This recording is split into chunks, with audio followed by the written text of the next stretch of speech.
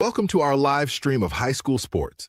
Please note that this broadcast is produced by an independent team of sports enthusiasts, and the views, opinions, and commentary expressed are solely those of the commentators and not representative of the schools, teams, or athletes featured. While we strive for accuracy, occasional errors or misstatements may occur. This stream is intended for entertainment and educational purposes only. Thank you for joining us and enjoy the show.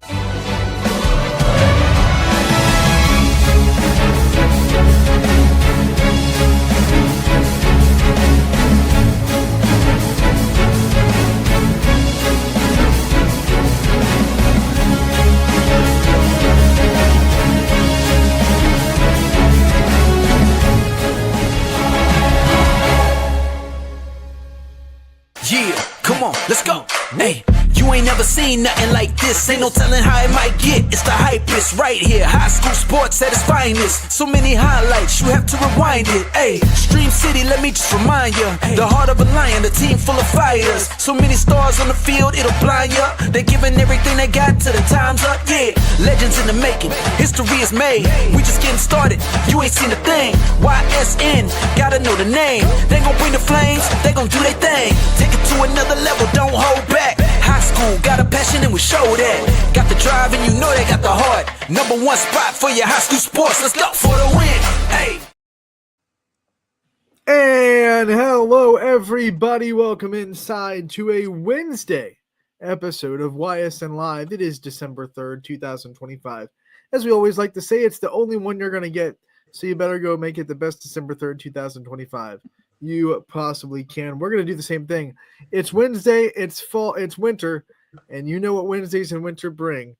Good old Gary Altizer, the YSN wrestling guru, the only YSN employee that could probably make you tap out in 15 seconds or less.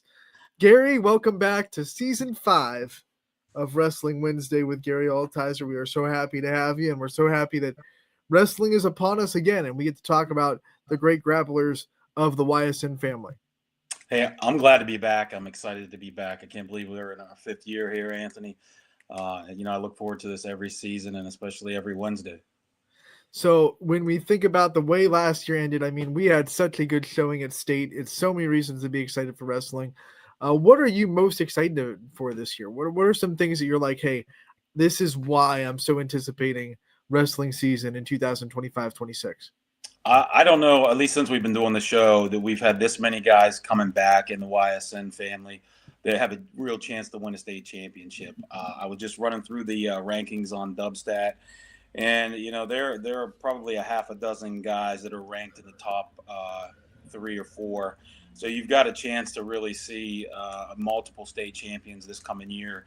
And some of these are for real familiar names, and I would be really shocked if there aren't multiple state champs in the YSN family. When you think, I mean, that's just awesome to think about. And I think you're right. Usually we've had state champions. We've definitely had them, but they're usually getting them on their senior year. So the next year we're like, okay, who's going to be the next state champion? But now we're sitting here saying who can repeat or who can make another run at it. And I think we have a lot of guys and girls that are in that mix that can say, okay, they're another year older. We've seen some young talent the last couple of years. Now they're in upperclassman territory where they have a little bit more experience, and this is exciting. And I'm sure we have still some freshmen that are sitting there trying to make a name for themselves in their first year as well that we'll have to learn along the way. Yeah, there's definitely some freshmen coming up in some of these schools, and that'll be the thing. We'll get surprised by some guys like we do every year, some 8th graders that have moved up. And, you don't get much press in this sport until you get to high school. But you can get press really quick in this sport as a freshman. You don't have to wait your turn like you do in a lot of sports. If you're better, you're going to be out there and everybody's eyes are going to be right on you. Talking about press, this year we are continually striving to up our wrestling coverage, and we definitely are upping our wrestling coverage this year. Chris Colucci is kind of flagpoling the broadcasts of wrestling, and he has his own wrestling Instagram that we've had for a couple of years on YSN_wrestling. So for all of our awesome coverage in the sport all season long, you can follow us and see it, but the best way to see it quick is to make sure to go over to that Instagram and Twitter, YSN_wrestling, and keep up with that. Gary, when you think about some of the programs, we talked about the players we have to keep an eye on. Who are some of the programs that you say, okay, this season they're going to be ones that we definitely have to look out for? On D1, Louisville, they've got a couple guys ranked in the top 10 there, and remember they made the move to Division I believe, last year from Division II. They got a strong program. They got guys that are going to qualify in place no matter what division they're in. Beaver Local in Division II, they've got 3 guys that have a chance to win a state championship. So even with just those 3 guys at the state tournament, they're going to score a whole lot of points. And Canfield's got some guys too. I believe they've got at least one wrestler ranked in the top 2 and a couple predicted to place. Those are the ones that stood out to me immediately in Division 1 and 2. In Division 3, I think it's going to be a wait and see with the smaller schools. Probably going to have some teams surprise us. Of course, in South Range, C. Schultz is coming back. He's always battling for a spot at the top of the podium. So those are the names that stick out to me right away. And then every year there's always something new, right? We talked about the new freshmen that are coming up, but there's also, I'm sure, a couple of new faces in the coaching staffs. Who are some programs that you think have some newness to them or looking a little bit different than they've looked in the past? Nothing really comes to mind this year. I don't know of any big changes like we had in the past. I know Leetonia now has officially recognized the sport. So they're moving from a club into a sport, and we've seen several schools have that happen recently. Western Reserve had that happen a few years ago. So the sport's continuing to grow. I can't think of any right off the top of my head, Anthony, that stand out to me. Today is the first day of the official season, correct? So this is the first day that we're going to see wrestling teams be able to go out and compete in official matches. Today or tomorrow, yes. If they're 3rd or the 4th, it's usually Wednesday or Thursday of the first week you can have a match. So there'll be some duels coming up here within the next day or 2. So when you're talking about getting ready for that game 1, when we bring on basketball coaches, we ask them, what are some checklists that you want to have happen before match 1? For wrestling coaches, what are some things that they've been doing the last, 2 or 3 weeks, especially you? Obviously, you're the head coach of Wellsville. You can speak to this in your program as well. What have they been doing the last 2 or 3 weeks to get them really ready for meet 1, duel 1, the first time they get on the mat against another team in an official capacity? Knocking off the cobwebs. You're dusting off the cobwebs. You're getting your guys and girls in shape, football shape, soccer shape, whatever shape you're in. It's not wrestling shape. So trying to get your wind build up, just drilling moves, just getting that muscle memory working, and figuring out where you're going to put people in what weights. You have to get the state mandated hydration test that tells you what weight you are. Each kid is allowed to go every single day of the season. They have it mapped out for you to tell you what weight they can wrestle. So getting that done and then figuring out your lineup and where your wrestlers are going to go into what weight class. Those are the things that you really are focusing on. And hopefully, because, this is a long season. The wrestling season is a long season. But the time that wrestlers have from their first practice to their first match, I don't know what the exact days are with the other sports, but it feels sure like we have a really short amount of time to get our kids ready. And for a lot of these really good programs, it got even shorter with the long football runs that they had. We know that a lot of wrestling programs kind of feed from their football programs. We see a lot of linemen go into the wrestling room after their football seasons is done. So what kind of strain do you think those programs are under? The Polands of the world. The Girard had a deep tournament run, of course. Mooney and McDonald just lost last week. You talk about those programs that are just kind of waiting for their guys to get back from football. The time even gets shorter. So what kind of crunch does that put on a coach when you're not getting your kid until maybe 2 weeks before the season even starts? Oh yeah, that makes a big difference, especially if you've got a tournament that you think you can win, or a big duel coming up at the beginning of the season. If your guys have only been there for a week or 2, it's tough to be ready to wrestle a match. So a lot of guys get held out, until the second week or whenever they're comfortable. Coaches obviously have mentally prepared for that. but I think all wrestling coaches have dealt with that at some point in their career. Hey, our football team is doing great. We want them focusing on that. We'll worry about wrestling when they get here. And then when they get here, they're going to be a little bit behind in their conditioning, just switching over to wrestling mode. But it doesn't take long to catch up, especially if you got some experience. All right, Gary, DJ's in the comments. He wants to know two things. One, he wants to know who the best wrestler you've seen is. I'm sure he's talking live in our area. But secondly, he wants to know if you have a VCR connected to that old school TV in the background. I have a Nintendo 64 and a Super Nintendo connected to that thing. That's why that's there. Yes. To start. No VCR, though, unfortunately. Man, the best wrestler I've ever seen in person. Gosh, that's a tough question to ask. In this area, I've seen guys that have gone on to wrestle in Division I, several guys that have been All-Americans in Division I. I can't answer that question. I don't want to offend anybody because there's been so many great wrestlers. I'll just say we live in an area where there are a lot of great wrestlers. I don't think that people around here realize how much of a hotbed this is for wrestling around the country. We're kind of spoiled that we're, in Northeast Ohio, where there's one of the best places in the country for wrestling, and we're right next door to the best place in the country in Pennsylvania. There's so much good wrestling. It'd be hard to say, but I'll say Cael Sanderson is the best wrestler I've ever watched, either through video or in person, and that's a case closed. So I'll kind of grow from that question and ask it a little bit more personalized. That way you don't feel like if you say best, you're leaving someone out, because anytime you use that word best, someone's going to be like, well, why am I not the best?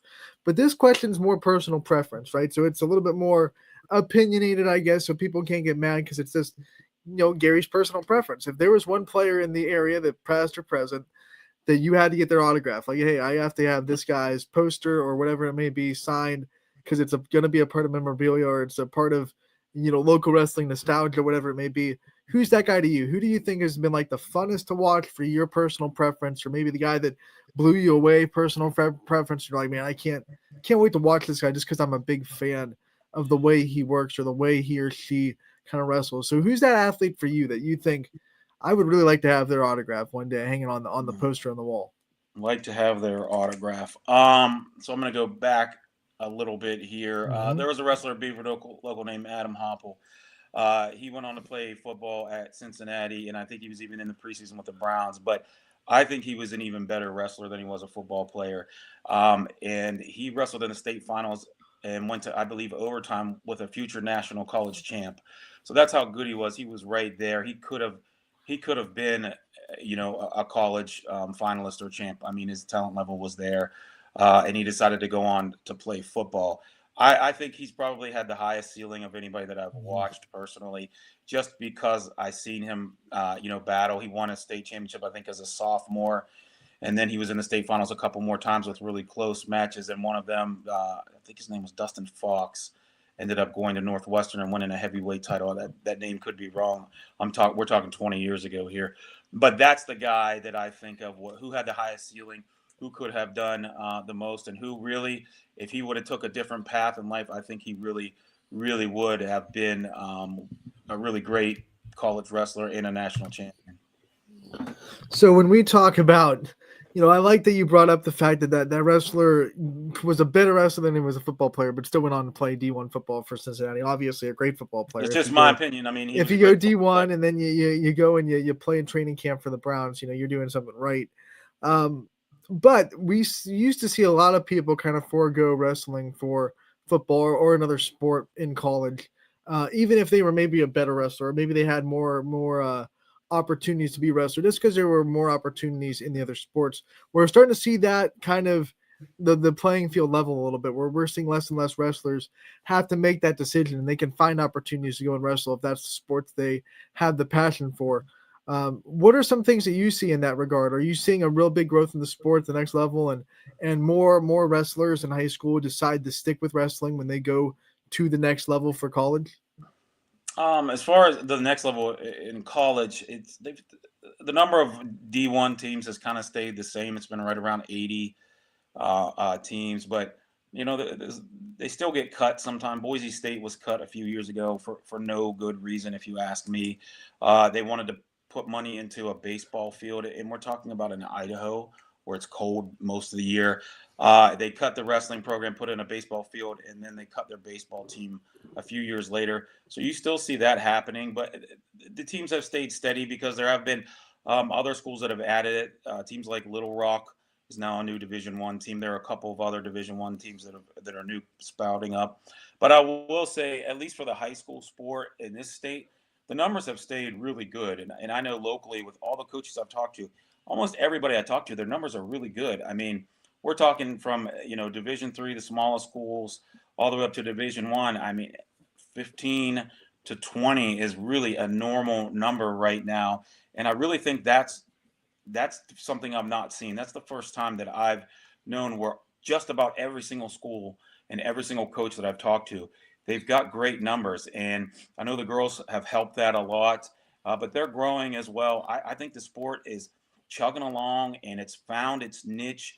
And it's really because of social media, because of the UFC, and because of the exposure that a lot of these athletes are giving the sport, that it's continuing to grow. And, I'm hearing now, hey, I came out for the team because I saw Caden Henschel on TikTok, or, I saw a clip of the national championship, the college national championship, that made me really intrigued for the sport. So you're seeing it exposed to a whole new group of kids that, before social media, they would never have seen the sport. If their school didn't have it, they wouldn't have watched it on TV. They wouldn't have come across it. You talk about great numbers. One of the way to build numbers in a program, of course, is to get the youth excited, to get everyone that maybe not be in high school yet excited. One of the ways to do that, we've seen it in basketball the last couple of years. We're seeing it in wrestling on Friday.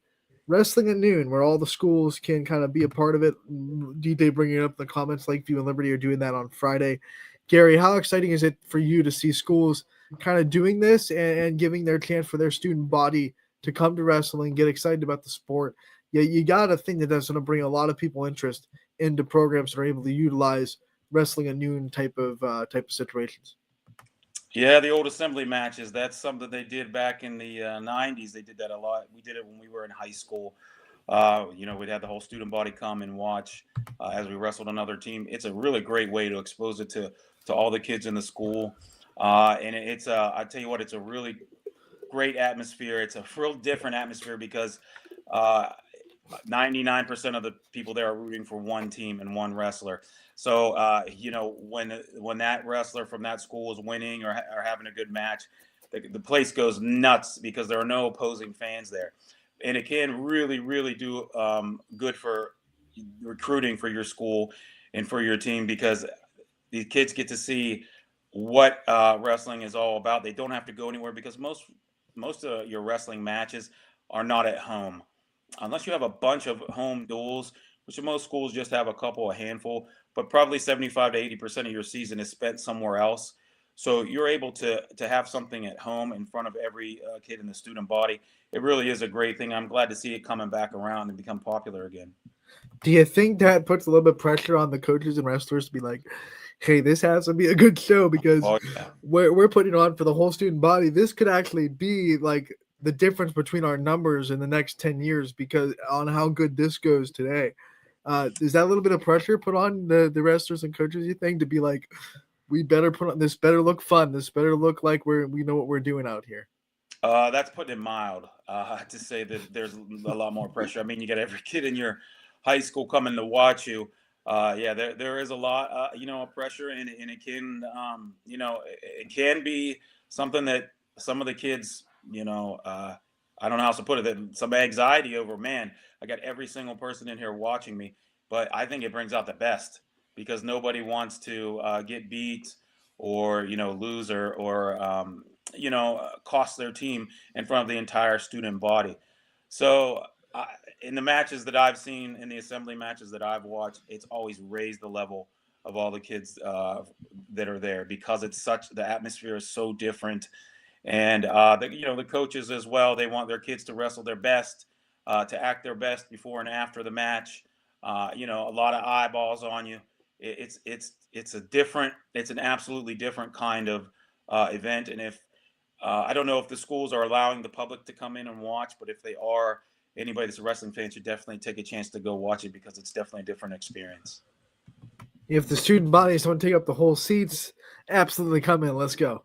I think for basketball, at least the opposing teams bust over some kids from the elementary and the middle school too. So that could be a thing. I don't know if Lakeview and Liberty are doing that. I don't know if I think it's at Lakeview, but I don't know if Liberty is gonna, or it might be at Liberty. But I don't know if the opposing team. We'll just put it that way. I don't know if the opposing team is going to bring in a bus of students as well. But that would be awesome. That would be so awesome. Gary, we also want to just kind of season preview, broad scope, big picture. When you talk about the big events to look forward to, the big meets that we always talk about, the ones that get the limelight, what are they for maybe people that are new to this show or new to wrestling this year? What are some of the big milestones or, tent poles of the wrestling season that are like, hey, here's a big one, here's a big one, here's a big one? Well, Ohio hosts the toughest high school tournament in the country in the Ironman. It's coming up soon. I believe it's the first or second week of the season in Walsh. There's the AOWL tournament every year, the Eastern Ohio Wrestling League, who some consider the toughest wrestling league in the state. There's the OVAC tournament, it's the largest conference wrestling tournament in the country. Comes up in January. Those are the big ones. The Alliance Top Gun tournament is something that's local there in Stark County coming up. There are so many coming around. If you want to see good wrestling, just go look at the schedules. You're going to find something good within an hour drive of where you're sitting today, most likely. What I'm hearing is Ohio does it better than anybody. Like, okay, we have the toughest competition. We have the biggest conference competition. I know the OVAC is kind of a mix between Ohio and West Virginia, but I'm going to put Ohio on the map there and just, rep our state a little bit. When you talk about Ohio wrestling, I think we ask this every year. Where does it land on wrestling in the country, in your scope? And you better say number one. No pressure. Well, that's a big argument. Pennsylvania, I'd be a liar if I tried to say that they weren't number one. They were the best state in the country for folk style wrestling. They're hands down the best. They have the best kids every year. But with the NIL, I think things are going to change. These other, states, they're going to be offering money. These kids are going to move to wherever there is money. But as far as the grassroots effort, there's no doubt that it's Pennsylvania. And Ohio was the clear-cut number 2 for a very long time. And they've kind of bounced between 2, 3, 4. But I still think top to bottom, I think Ohio is still second.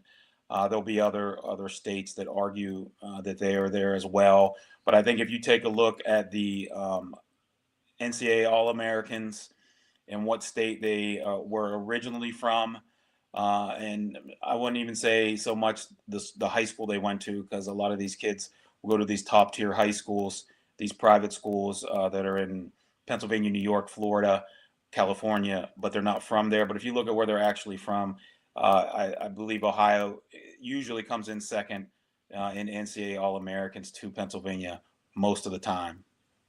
I'm not an expert in national wrestling or where the best kids come from by any means, but just my intellectual mind thinks the best states outside of Ohio and Pennsylvania would be like the Midwestern corn-fed, those country boy states, the Nebraskas of the world, probably Iowa, Kansas, Missouri, those ones in the Midwest that you have a lot of guys that just know how to work with their hands. I feel like those would breed wrestlers. Does that match up with the reality, or am I off base?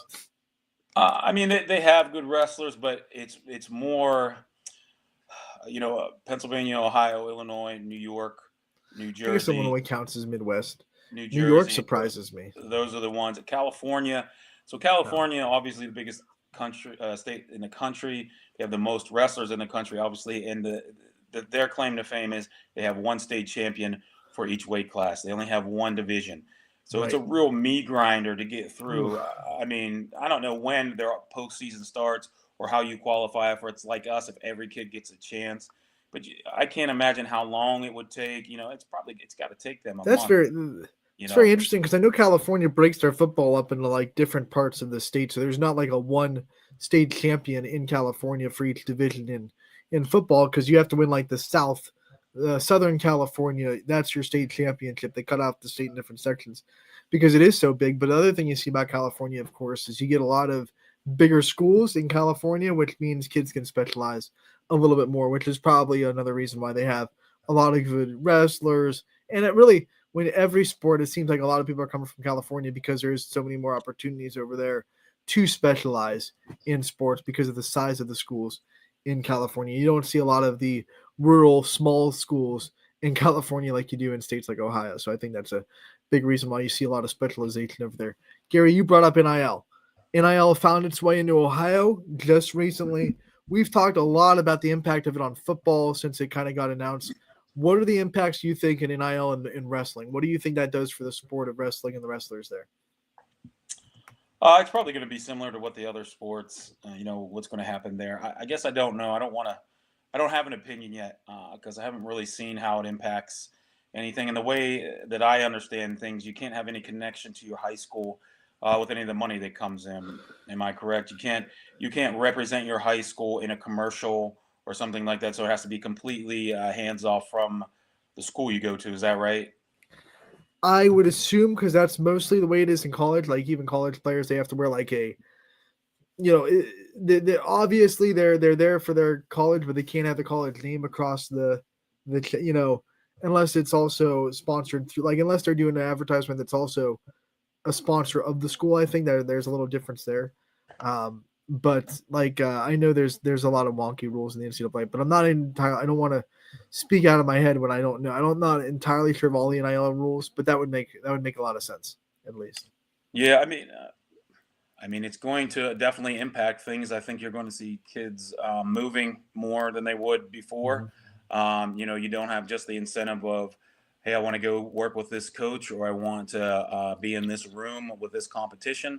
Now it's going to be, I want this money. So I'm waiting for the day that some small school has some rich guy, tiny little public school that has some rich guy who's got more money than he knows what to do with, and he starts throwing money at some really great athletes, and you see some top 5 prospect in whatever sport goes to the podunk town and is flying across the field or the court or on the mat wrestling or playing against people he or she probably wouldn't otherwise, because the guy that signed the dotted line said, "Come here, I want you to play for my alma mater." That's what I'm waiting to see. I don't know how realistic that is, but I think it's going to change things. How much? I don't know. I haven't been exposed to it enough, and I haven't looked into it enough to think or have an opinion on it. I just hope it brings good things. And, I hope that it doesn't change the fabric of things much. I still don't know how I feel about it at the collegiate level, seeing people bounce around so much. But at the same time, you are seeing people stay in college longer. And you're seeing guys who wouldn't have a chance to maybe make it to the NFL and make money. They're making money in college, and they'll be able to set themselves up for a good life. And I think that part's great. I think, honestly, wrestling and the other individualistic kind of sports where you're competing with just yourself and someone else, like your tennises, swimming, track, cross country, those are the ones that really have a little bit more of a chance for NIL to impact, because let's just say you're a 5-star football player and someone offers you a little bit of money to come to a school. Everyone has a price, of course, but at the same time, like if you're a 5-star athlete and you're playing with a bunch of kids that aren't 5-star athletes, in a team sport, you can make a big impact, but at the end of the day, you're probably not going to get to where you need to be as far as coverage, as far as impact, because at the end of the day, no matter what, like if you have one 5-star kid on a football team and that's it, this one 5-star kid, the rest of the kids there are like medium talent at best, you're still probably not going to go far. Like we're not going to have one guy take over football or basketball maybe, but even then you'll run into a team that can probably let you score 35 or 40 and then shut down the rest of your team at some point. But you look at wrestling, you look at, like I said, the individual kind of sports, cross country, track, tennis, golf. Those are the ones where it's like, hey, if I'm good, I'm good. And I don't have to really rely on my teammates to also be good for me to succeed and get exposure. So I can go to this school, that might be paying me a little bit of money, or have a booster or whatever paying you a little money, because it doesn't really matter how good the rest of the players on the team are. I can still go to that school and make a lot of headway. You're 100% right, in my opinion. The individual sports, you're going to get, you're going to go as far as you're going to go. The only argument, I guess, would be, hey, in your practice room, it's not going to be as good. But if in this scenario, we're talking about money talks.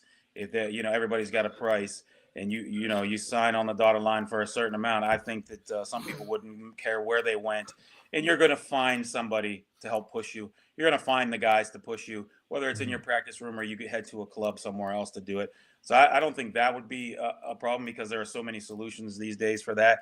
But I would say the pushback to this, you're not going to go as far with a football team or a basketball team, the team sports.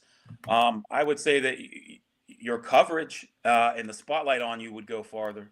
If you are just a crazy, amazing standout on your team, there are going to be more eyes on you, and you could have more coverage, and you could have more people looking at you because of what you're doing individually. So, I think that there's benefit to that. If you're going to a school with a bunch of 5 stars, and you're just going to kind of fade into that crowd, and you're not going to get as much attention, you're not going to get as many individual eyes on you, because they're going to be pulled in a bunch of directions. Whereas if you're at a school and you are the top dog, and you are a standout, and you are a top player, wrestler, whatever in your state and on that team, there's going to be a lot of eyes on you, especially in that community. DJ wants a belt for the state championship. He wants to do away with the trophies. Just get a belt out there. What do you think? You think belts are the way to go for wrestling? That would be fun. That would be really fun. Wrestling is a very tradition-based sport. A lot of the folks don't like change in this sport. It makes me think about when the state started to allow shorts and a shirt instead of just a singlet, which I think was a fantastic idea. I'll go on record saying that was one of the best things the sport could have done, because there are kids who straight up would not participate in the sport because of the singlet. And now that the state allows the shorts and the shirt, there are kids who tried the sport who never would have.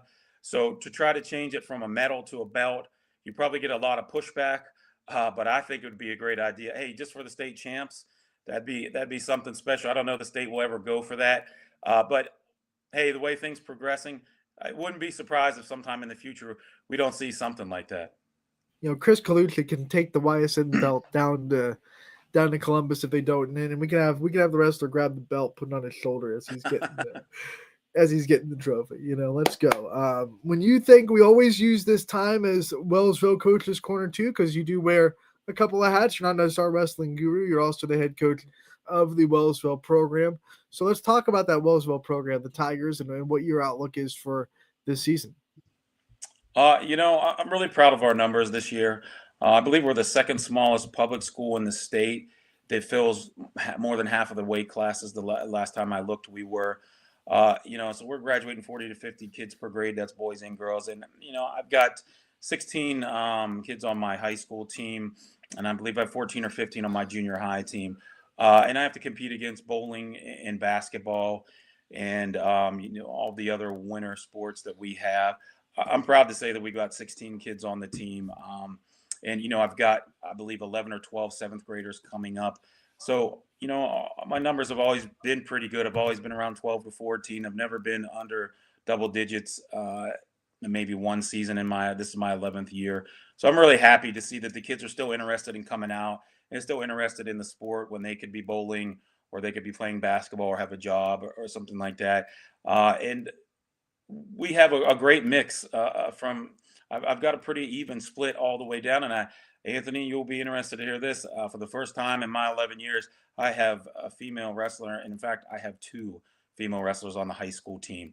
So I think that's just a testament to the sport continuing to grow and the popularity of the sport coming around. And I've got a few seniors that are coming back this year. Leland Mont comes back. He was 29 and I believe 8 last season. He comes back and he's done a big weight cut this year. He went from 215. He's all the way down into the middle weights now. I'm looking forward to watching him. My freshman class from last year, they're sophomores, and they seem to, at least in the practice room. They made a big step, so I'm really excited to see how they do.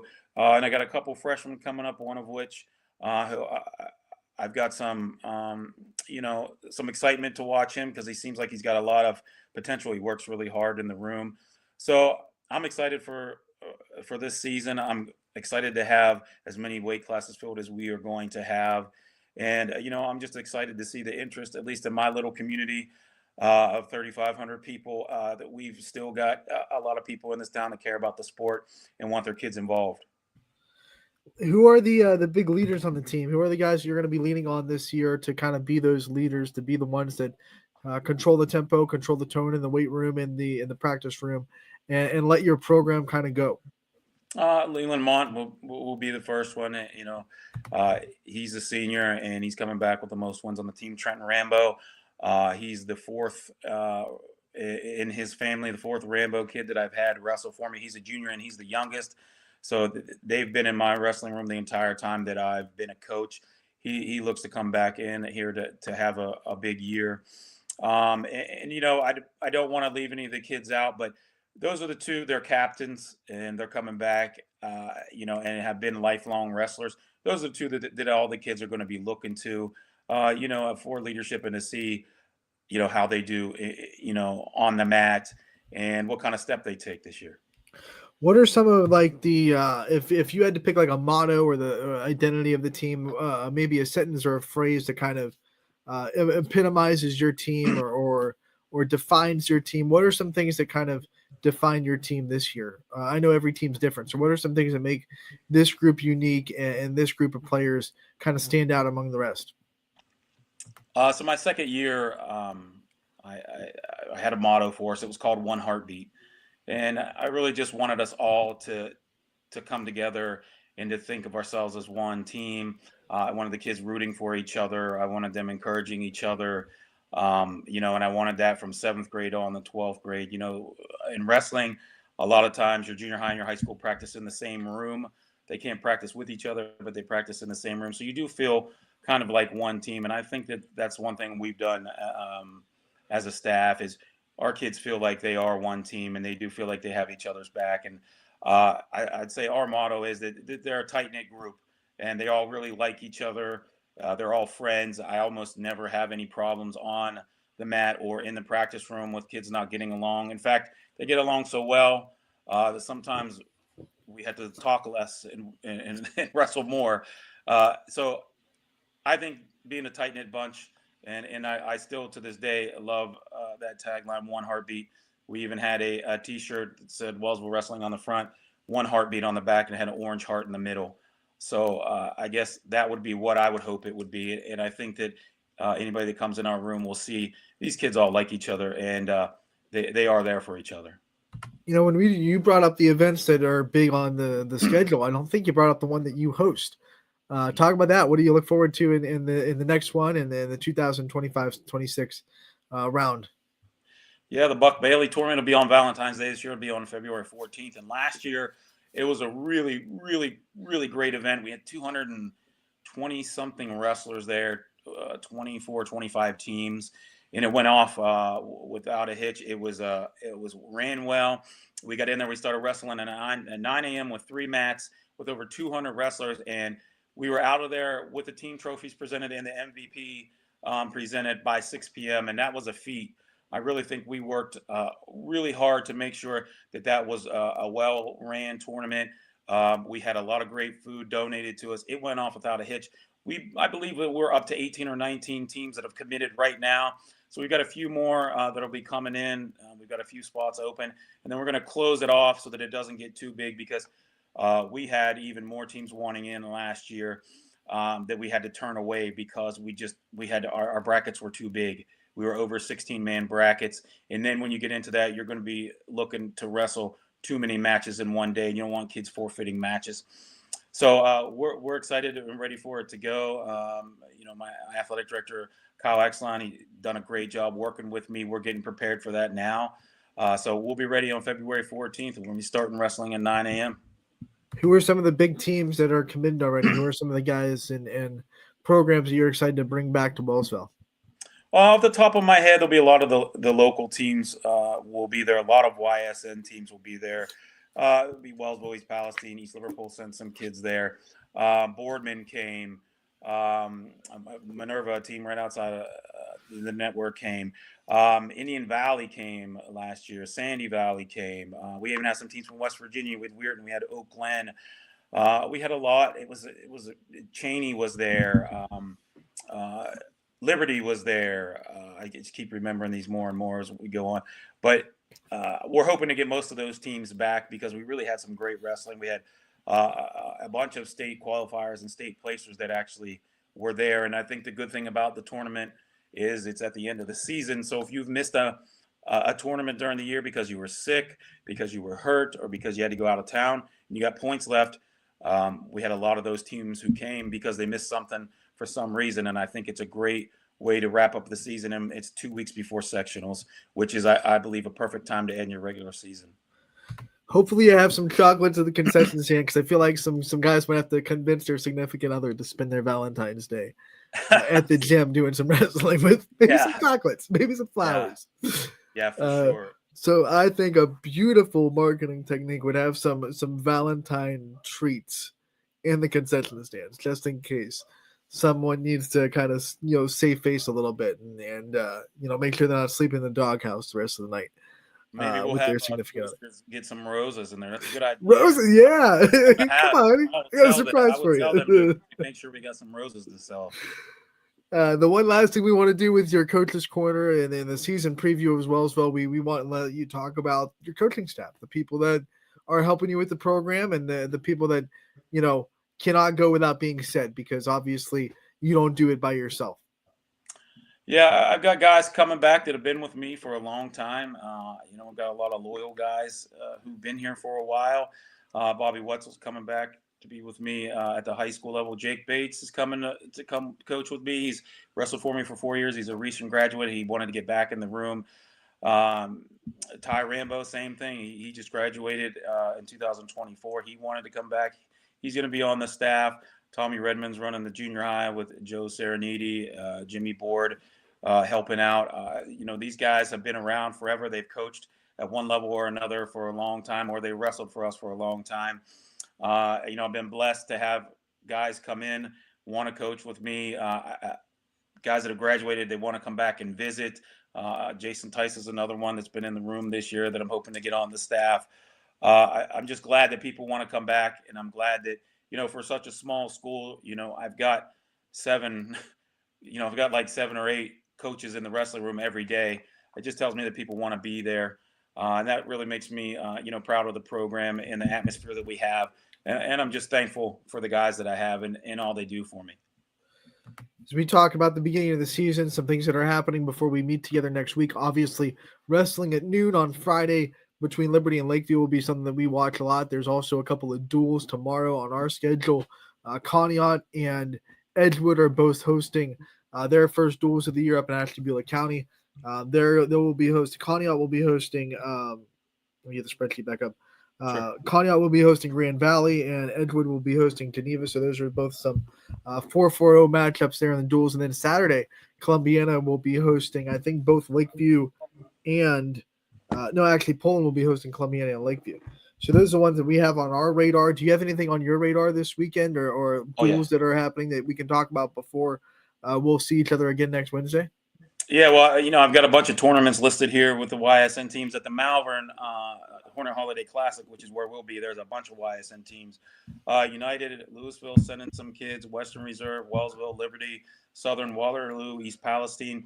Perry will be at the North Coast Classic.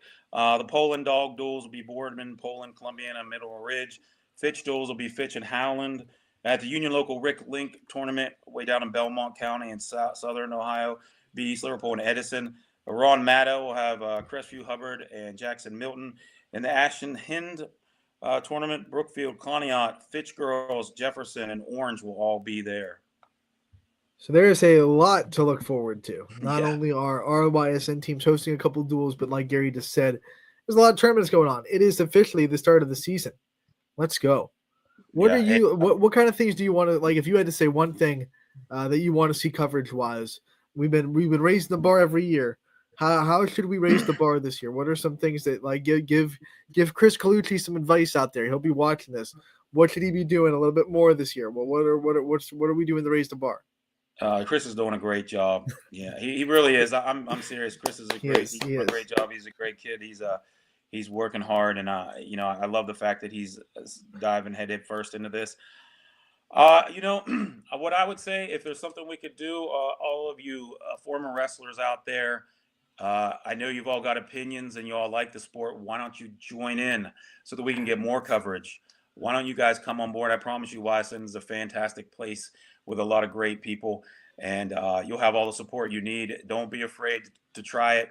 It's a blast. I couldn't think of anything more I'd like to do with the very little free time I have in my life than to be on YSN covering games and talking about wrestling. I would say these graduates who've participated in the sport, come and try it out. Send Anthony a message, send DJ a message, get you set up. We can start getting some more of these school coverage. Yes, if you are interested out there and maybe you're a wrestling fan or you're a former wrestler of a YSN team and you want to help out with our coverage, it's easy. You can either message us on social media, whether it be Instagram, Twitter, Facebook. You might have some trouble getting a hold of us on Twitch, but we're streaming there. So, but reach out to us, or you can email us at info@ysnlive.com as well. That's a way to get a hold of us. We'd love to have you part of the wrestling team. I think Chris Colucci would love to help as well.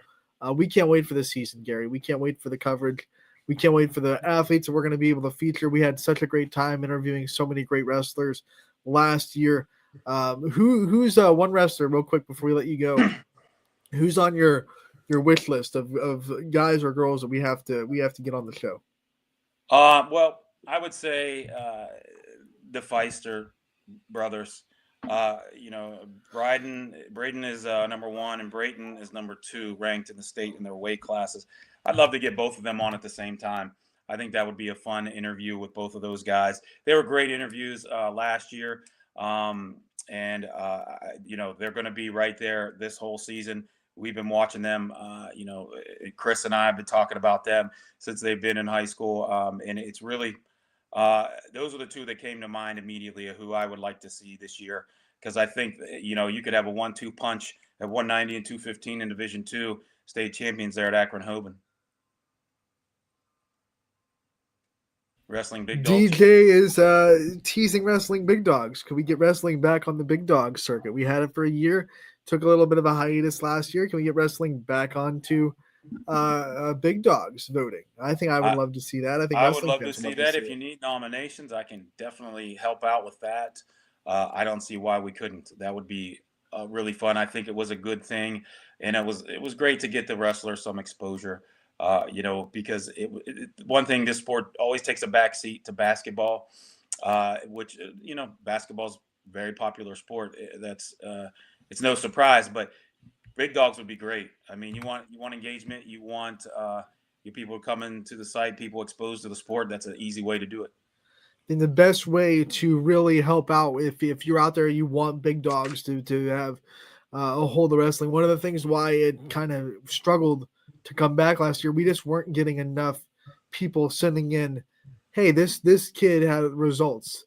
So coaches out there that are out there, ADs out there, even wrestlers that are out there, send in your results so we know who's doing really well in a scope that's big enough to do Big Dogs. Obviously, we can't do the same.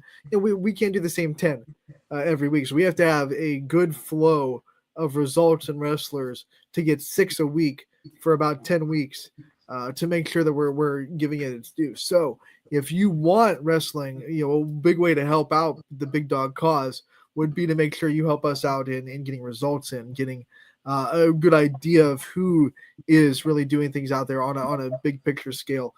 Because like I said, we do have a big volume of players that we would need for Big Dogs. We try not to double up as much as we can. So we would try to love to have, 6 different players every week for 10 weeks. That would be the most ideal thing.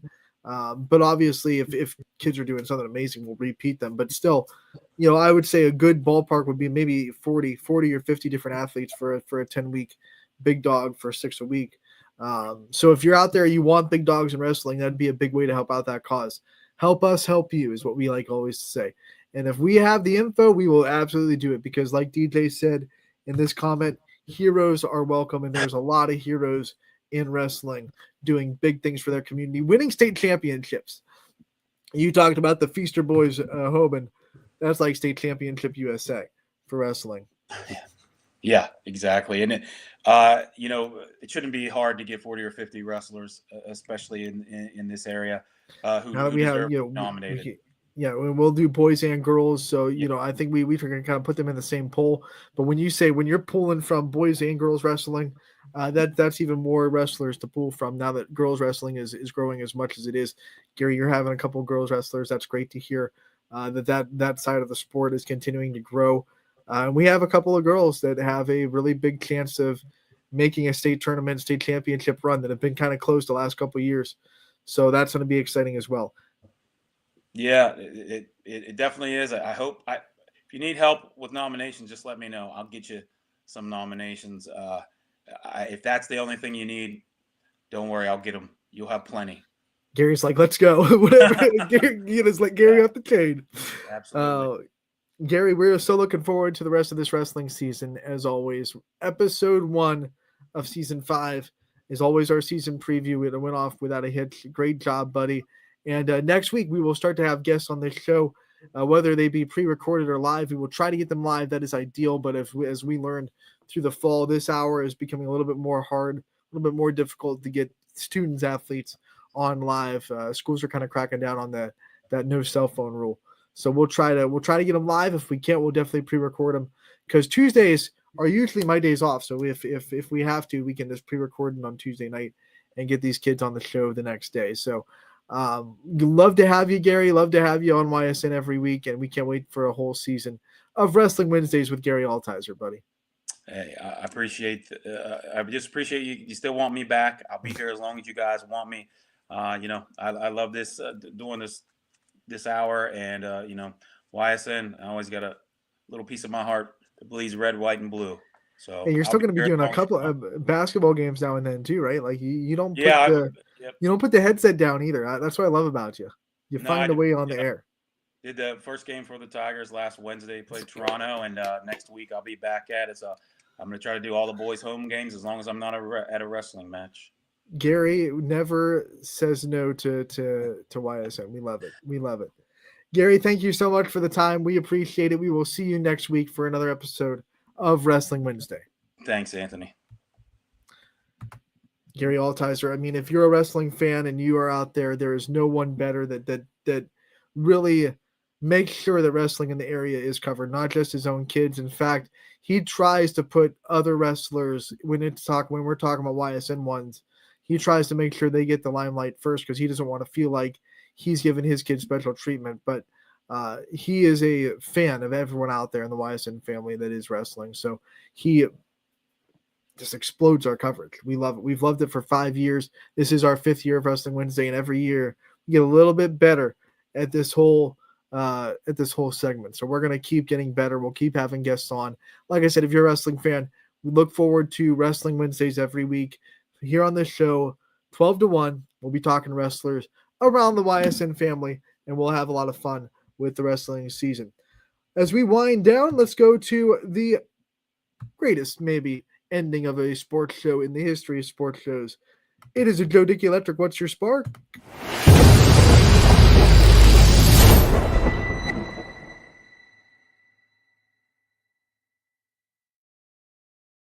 My spark today kind of goes out to, what do I want to say? Leaders of schools, whether they be superintendents, principals, ADs. One of the things that I've kind of been hearing the last couple of years, every now and then, from ADs, from not even ADs, more the principals, superintendents, they kind of like, they don't necessarily believe in their kids, and they're kind of easy to get in public and say things that, like, hey, our team might win these 4 games, but they're gonna go 0-10 the next 10. Like, our outlook doesn't look good. Like, negativity when you're in charge of a school towards your own student athletes, and we're seeing it in the national scope. A couple of stories out there.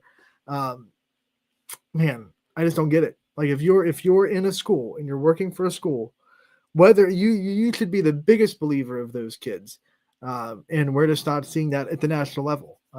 We were seeing, whether it be colleges, whether it be high schools, we're seeing some of the biggest negativity come from inside the universities or inside the high schools. And in my opinion, that's where the biggest positivity should come. That's where you should almost be delusionally positive around your kids, whether you're in the high school scene, whether you're in the college scene. You should kind of be in that setting where it's your kids against the world. Like, you are in charge of promoting those athletes, promoting those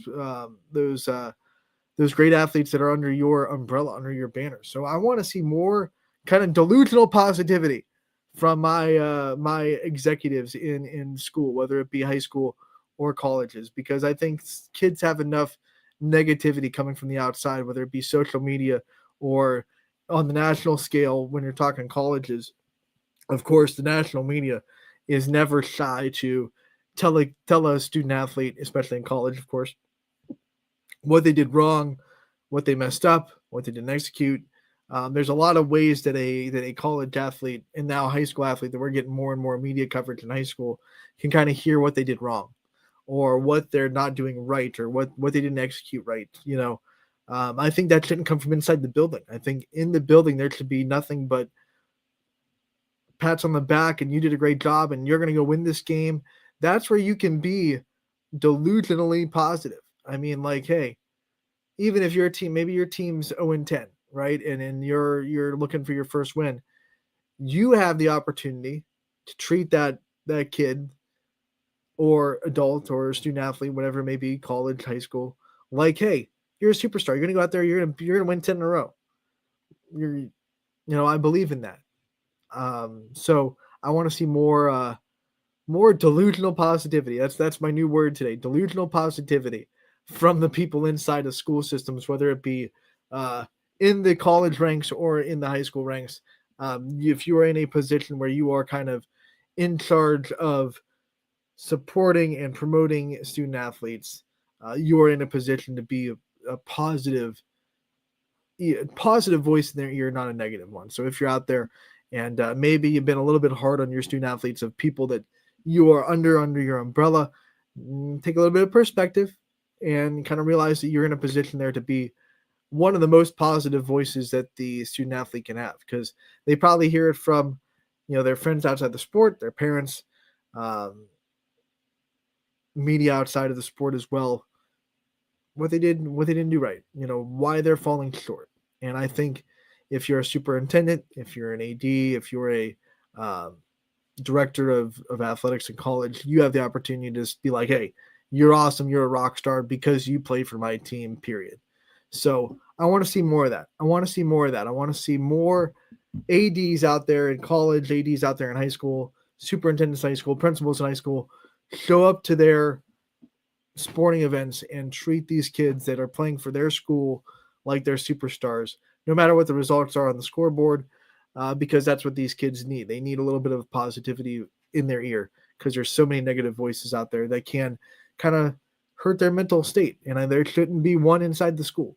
And like I said, in the national scale, we've seen some of that, mostly in college, but I think there's some stories out there as well, in high school as well, that we kind of see pop up every now and then. So if you're out there and you're an executive member of a high school or a college, be a positive voice in the student athletes' ears. Please, please, please. That is my spark.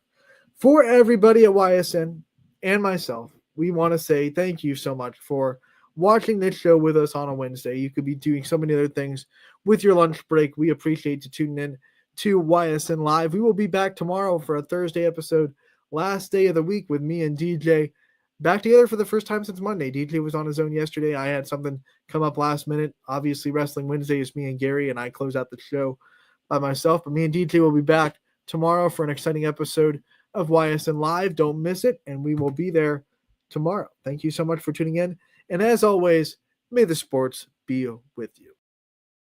YSN thanks you for watching this presentation of Your Sports Network.